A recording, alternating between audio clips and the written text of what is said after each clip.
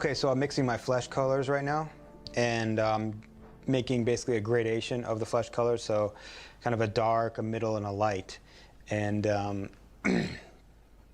I'm gonna do that with kind of a yellowish color, kind of a greenish color, and kind of a reddish color. And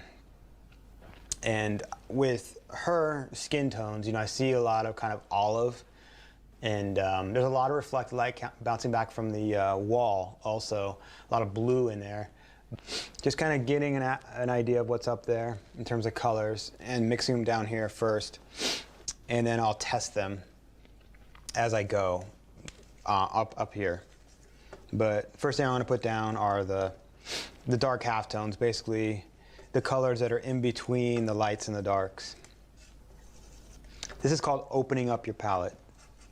And I'm opening up basically, you know, these colors that I'm mixing, these flesh colors, and a lot of them are just basic red, yellow, and blue. So the yellow, a lot of times, like the base is going to be yellow ochre, and then I'll put like either queracodone violet or queracodone rose, and then maybe like cobalt blue in there to kind of mute it a little bit. But like this one is, you know, yellow and red, dominant on the yellow side. This one is yellow and red, dominant on the red side.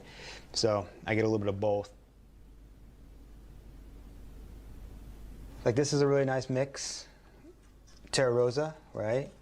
Cobalt blue. It's a nice mix for like a dark underneath, well, like, it could be anything, you know, but a warm dark, somewhere around the ear maybe. But two colors, look at that, nice little mix. If you want to grade out a little bit, you can either put like some of this green in there, some of that green. You know, I wouldn't want to put this green in there because that is phthalo green and that will kill it. You know, so if I want to lighten it up a little bit, I'm going to use yellow. You know, I'm not going to use white because white is going to cool it down tremendously. So I want to add a little bit of yellow in there, and so it just lightens it up a little bit and warms it up. A little bit of white, a little bit of yellow. And this, you know, a really nice green that I use a lot is cobalt blue and yellow ochre. Another one that I use a lot that I don't have black on my palette, but yellow ochre and black. That's a really nice green too, really nice gray green.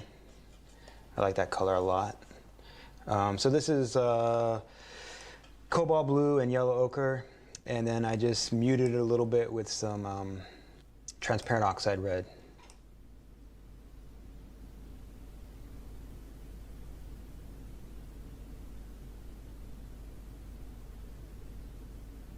Notice here I'm not blending any of the tiles I'm putting down. I'm just putting similar colored or similar valued tiles next to each other and progressing forward and moving on to the next shape once I have the correct color and tile established.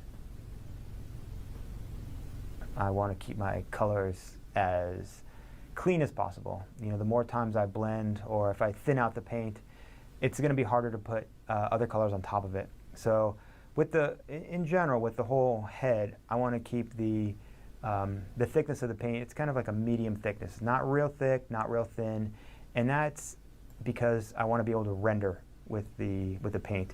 If it's too thin, it's going to slide away, and it's going to be hard for the separate notes to stick. If it's too thick, the paint will glob up and be harder to work with. So it's kind of a medium thickness of paint right now. So one by one, I'm starting to insert the tiles and progress across the face. That's one of the things I really try to do more than anything on a painting is really get nice transitional colors in there and really, you know, if you use more transitional colors, that's more color, you know, so there's not a lot of really strong colors on the face. All the colors are going to be really somewhat muted, so a bunch of variation of muted colors actually looks colorful. So that's kind of what I'm going for right now, is just a bunch of variation of muted colors.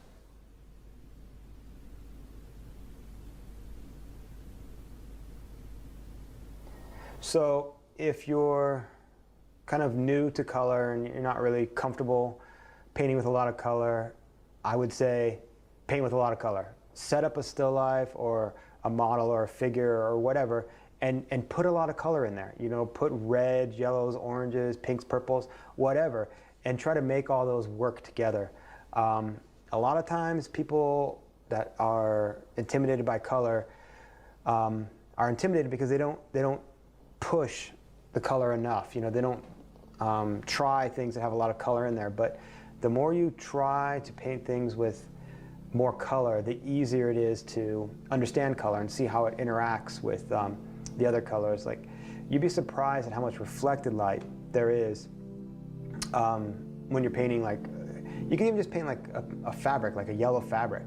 And like, for example, if you painted a yellow fabric under cool light, the shadows are so warm. You know, the shadows are, you know, they're brilliant.